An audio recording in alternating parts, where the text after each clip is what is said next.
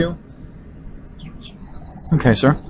Well, with that, if you don't mind, sir, I'd just like to start, because you do have such a long background and a lot of experience and stuff dealing with maritime homeland security. What I'd really like to start is maybe with your most recent job at the what you're doing there in Arizona. If you could just give me a little description on the types of decisions you're making there, and then we'll talk a little bit about those, and then kind of work backwards and build on your experience through your background from the various other jobs as well.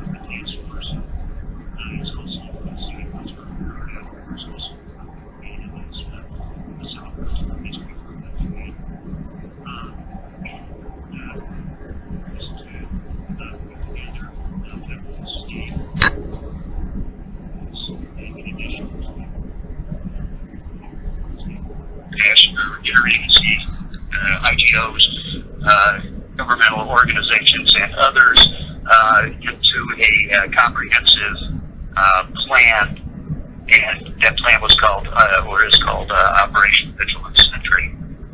And part of that was to make sure that we were operationally ready to execute the plan. We did that through, as you know, those series of exercises. But we also had to make sure that our plans were current. And then a big piece of what I felt like I got accomplished there in the last 2 years was to strengthen the outreach to non-federal partners that I think over the years have been, I don't want to say neglected, but really not under the tent. Those were particularly the state and local law enforcement and emergency response organizations. Okay, great, sir. And with that, so obviously working in the interagency and, like you said, bringing in the state and locals and things of that nature, what type of decisions were you directly involved in as far as managing resources, tasking resources? Was there any type of budget associated with your particular position and the decisions you had to make, or were you kind of facilitating some of that between the various agencies? Yeah, the way the plan was laid out, OBS was laid out, was that the agencies and the directive for the authority for OBS came from, directed from the secretary. So OBS was laid out based on the foundation of it was that the agencies that would be supporting the response came to it with their own capabilities, their own budgets, and they were expected to fund their response out of their budget, and presumably if they needed more money, they could submit reclama back to Congress or the department or whatever. The point we tried to make with the task force is that we were really strictly operational. We conducted operations, and that if you wanted to talk about money, reimbursement, which, as you know, reimbursement was very big to the state and local governments, that was another part of the department that they were going to have to engage, and we would sort of facilitate that, but we didn't have any kind of budgetary responsibility.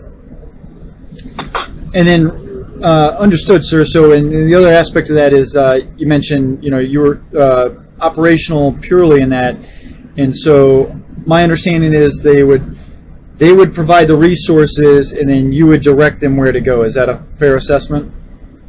Yeah, that's correct. And some of the other agencies, like the Department of Defense, had a very robust operational plan for standing up DFO, supporting the Department of Homeland Security with ships and other things. And we certainly coordinated our planning process, but when it came, and I'm sure you know this more than I do, when it came to funding the support, that was really kind of left within the Pentagon, within DHS headquarters. Yes, sir. And so so since the funding wasn't anything you guys could control, and you couldn't really control the assets that you were necessarily given, what types of decisions, I mean, as far as, was it more where they were located, when you asked for them? Yeah, if we need the assets for a response to a maritime mass migration, the Department of Defense would chop those assets to the task force, and we would direct them. On a day-to-day basis, the task force's job was to monitor, and I'm talking about non-mass migration scenario, similar to what's going on there today. The task force role was to monitor the situation, identify trends, identify areas where we might see an increase in maritime migration, and then engage the interagency partners, particularly those within DHS, to